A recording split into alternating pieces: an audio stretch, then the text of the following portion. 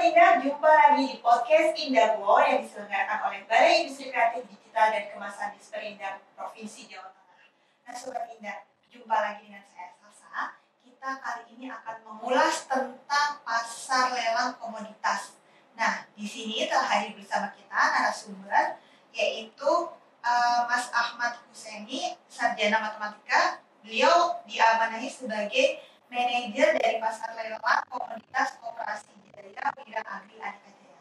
Langsung saja kita kenalan dengan Mas Hussein ya. Siap Mbak. Ya mana Mas? Apa kabar Mas? Alhamdulillah, sebenarnya fisik sehat, cuma suara lagi ya. Gak baik. Oh gitu. Nah kita langsung aja nih Mas bahas tentang pasar lelang komoditas nih. Karena siap Mbak. Ya, kita kan mau bahas tentang pasar lelang komoditas di era digital nih. Oke, siap. Kan kita tahu bersama nih bahwa pasar lelang ini kan merupakan pasar fisik yang terorganisasi bagi pembeli dan penjual untuk melakukan transaksi komoditas kan ya Mas ya. Betul. Terus bisa dijelaskan sih Mas pasar lelang komoditas ini seperti apa di Jawa Tengah dan respon masyarakat terhadap pasar lelang ini? Ya mungkin tadi sudah sedikit Mbaknya jelaskan juga ya kait pasar lelang komoditas. Kalau kita melihat dari sisi namanya ya, ada pasar lelang terus kemudian komoditas, kita akan ambil masing-masing yaitu dari pasar sendiri, yaitu sebuah tempat di mana bertemunya antara penjual dan pembeli untuk melakukan transaksi jual beli. Kemudian terkait lelang sendiri itu kan adalah sebuah mekanisme penjualan, pembelian atau pemanfaatan barang melalui mekanisme penentuan pemenang. Misalnya lelang itu kan ada harga dasar, kemudian nanti ditentukan dengan harga yang paling tinggi di akhir sesi lelang. Kemudian untuk komoditas sendiri itu kan suatu benda nyata yang memang mudah untuk diperdagangkan, kemudian dapat diserahkan secara fisiknya dan dapat disimpan dalam kurun waktu tertentu gitu. Jadi ketika dari 3 kata itu kemudian akhirnya kita ambil kemudian pasar lelang komoditas ini adalah sebagai pasar fisik terorganisasi, ini ada terorganisasi. Kemudian bagi penjual dan pembeli untuk melakukan transaksi komoditas melalui mekanisme lelang dan di akhir nanti diserahkan komoditas. Ngomongin tentang komoditas Mas kan kerjasama dengan dinas-dinas juga ya Mas? Betul. Kan di Jawa Tengah itu kan pastinya juga banyak komoditas yang mempunyai nilai tinggi secara nasional ini ya Mas ya. Nah komoditas-komoditas yang di pasar lelangkan itu apa aja sih Mas, bisa dijelaskan ya? Alhamdulillah untuk Jawa Tengah sendiri ya Pak, agak beda dengan yang lain kalau kata saya ya, karena semua komoditas di Jawa Tengah ini terutama kita tampung Mbak. Mungkin kalau di beberapa tempat mungkin hanya sekedar melelangkan mungkin satu jenis, misal kopi, atau kemudian teh, atau kemudian bawang merah atau sebagainya. Di Jawa Tengah kita mengakomodir semua jenis komoditas Mbak. Baik itu gabah, beras, kopi, kemudian kemarin kakao, apalagi ya jagung, dan itu komoditas, terutama komoditas yang memang masuk ke dalam namanya sistem resi gudang. Resi gudang itu kan jadi program juga dari Bapepti juga ya, Kemendak. Jadi pasar lelang, ada sistem resi gudang, ada pasar bursa berjangka.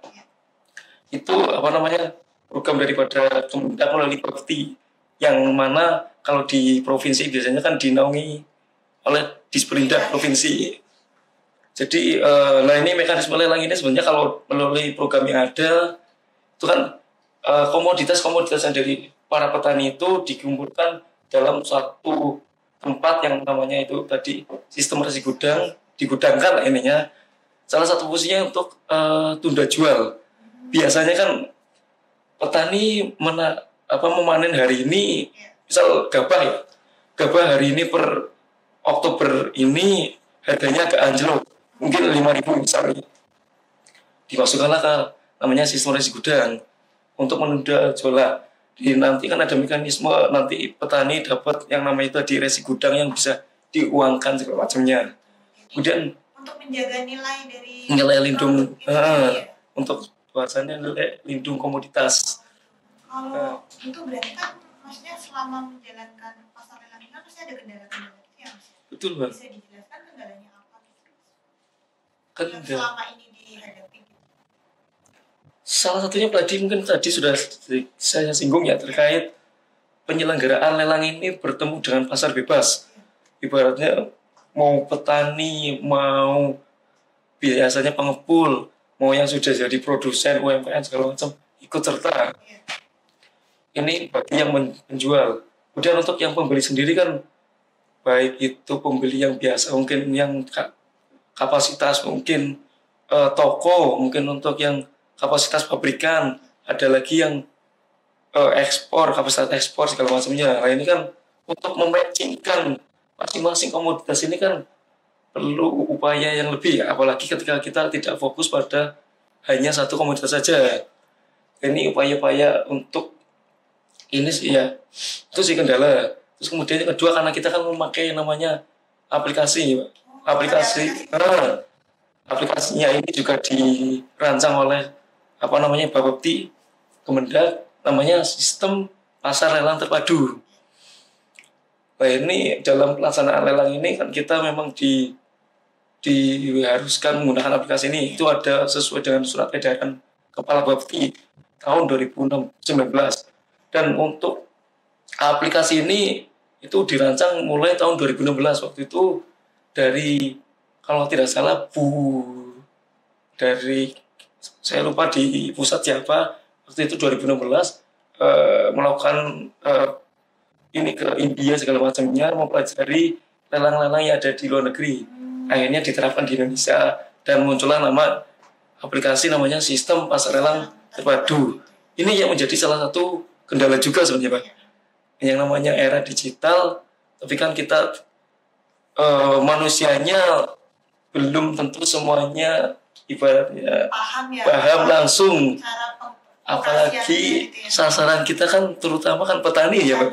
Ya mohon maaf ya, walaupun hari ini kita banyak muncul petani milenial. Tapi petani-petani yang sudah berusia di atas mungkin mohon maaf 60 tahun, 70 tahun kan sangat awam untuk ini. Apalagi memang kemarin karena aplikasi dirancang baru, pastinya kan banyak yang maintain setiap saat. Namun ya kami sebagai penyelenggara pun selalu mendampingi, baik upaya untuk dalam artian di awal kita ada bimbingan teknis, ada sosialisasi, tadi kan sosialisasi lelang tersendiri, ada sosialisasi terkait aplikasinya, dan ada bimbingan teknis. Adapun dalam pelaksanaan pun kita selalu mendampingi, kan pasti aplikasi kan pasti ada pembuatan akun, kemudian kalau penjual itu harus membuat inisiasi jual yang nanti muncul di katalog lelang. Kemudian untuk pembeli sendiri kan tadi membuat akun juga, kemudian nanti membidding ya, nanti kan yang dilelangkan itu kan muncul di katalog. Di sesi lelang itu di hari Kamis, besok tanggal 19 Oktober pukul 10 sampai 11 nanti muncul. Mulai hari ini muncul. Nah, nanti pembeli sudah bisa melihat. Nah, besok ketika sudah jam 10 itu bisa membidding sesuai dia mau memilih yang mana. Nah, Mas, tadi kan udah dijelasin kendalanya nih. Selanjutnya kita bahas manfaatnya nih. Manfaat dari pasar lelang itu sendiri, sama ada tadi aplikasinya juga ya. Betul. Sistem pasar lelang terpadu. Nah, betul. Manfaatnya yang bisa diperoleh penggunanya itu seperti apa? Oke, siap. Tadi bahas kendala-kendala terus ya. Betul. Ini kayak curhat malah. Jadi terkait manfaat sendiri ya, kalau yang sesuai dirancang dari pusat sendiri, manfaat terkait lelang sendiri jelas untuk dari dua sisi ya, ada dari penjual, ada dari pembeli. Untuk dari penjual sendiri itu jelas mereka memiliki kepastian pasar, Pak. Walaupun mungkin mereka mungkin biasanya sudah melalui mekanisme pasar yang biasanya ada kayak langsung jual di pasar, ada yang mungkin sudah lebih tinggi lagi menjual melalui market yang lebih modern ya, supermarket ataupun minimarket segala macam ataupun e-commerce. Nah, ini akan dengan hadirnya pasar lelang ini kan menjadi salah satu mekanisme pasar yang baru. Sehingga kita mengupayakan bahwa lelang ini untuk bagi penjual ini ada kepastian pasar. Yang kedua, harga jual sendiri jadi kompetitif, karena kan pastinya ada penjual A, ada penjual B, ini kan saling kompetitif. Bukan berarti langsung sikut-sikutan atau apa, tapi yang jelas namanya lelang kan, ya berarti kan mengupayakan untuk menemukan harga yang wajar, harga yang terbuka, harga yang berkeadilan. Kemudian yang jelas transaksinya terlindungi. Karena mungkin dari tadi belum disampaikan juga bahwa lelang kami ini kan karena dari awal juga sudah dijelaskan melalui ada undang-undang tersendiri, ya Pak. Jadi terlindungi jelas. Kita kan diawasi juga oleh Bapepti. Kemudian untuk dari sisi pembeli, jelas mereka kalau penjual itu kepastian pasarnya, kalau pembeli itu kepastian ketersediaan barangnya. Jadi kan karena itu bisa diakses dimanapun, dari manapun ya, kalau melalui aplikasi, dan mereka bisa tahu, oh ternyata melalui lelang ini saya bisa mencari misal beras, saya mau menambah sisi unit bisnis lain, mungkin jagung, oh ternyata di lelang sendiri bisa juga, karena di situ kan terpapang jelas terbuka. Kemudian manfaat untuk pembeli lainnya adalah harga beli yang kompetitif juga, Mbak. Jadi kan ada saling saing ya, karena lelang kan pasti dibuka dengan harga A. Nanti yang pembeli satu membid, dia menjadi di harga A. Dan pembeli B membid, jadi naik satu level. Terus ada pembeli C naik satu level. Saling kompetitif. Tapi di harapan kami, lelang yang terlaksana ini tidak kemudian harga yang muncul itu nanti terlampau tinggi. Nah ini kan malah jadi mempengaruhi harga pasar yang tadinya harga stabil malah jadi nggak stabil. Lebih ke harapan kami harga yang muncul di lelang ini lebih harga yang wajar aja, dan jelas transaksinya sama-sama terlindungi. Kemudian tadi kan lebih ke manfaat lelang ya Pak. Kalau manfaat terkait aplikasinya, sistem pasar lelang terpadu, jelas kayak namanya sistem kan berarti sudah terdigitalisasi, bahkan bisa dimanfaatkan dari mana saja, asal mereka yang mau mendaftar sebagai anggota lelang ini sudah mendaftar melalui penyelenggara lah, melalui mekanisme yang ada. Kemudian terbuka informasinya kayak tadi, terbuka ada komoditasnya apa, kemudian harga jualnya berapa, kemudian dia stoknya ada berapa dan di mana, kan terbuka ya. Baik Sobat Indah, itu tadi pembahasan tentang pasar lelang komoditas yang ada di Jawa Tengah. Terima kasih sudah menonton episode ini. Jangan lupa like, subscribe, dan komen. Dan juga aktifin notifikasi supaya bisa tahu ada episode-episode menarik lainnya di YouTube Indah Bujatun. Ya, sampai jumpa. Terima kasih.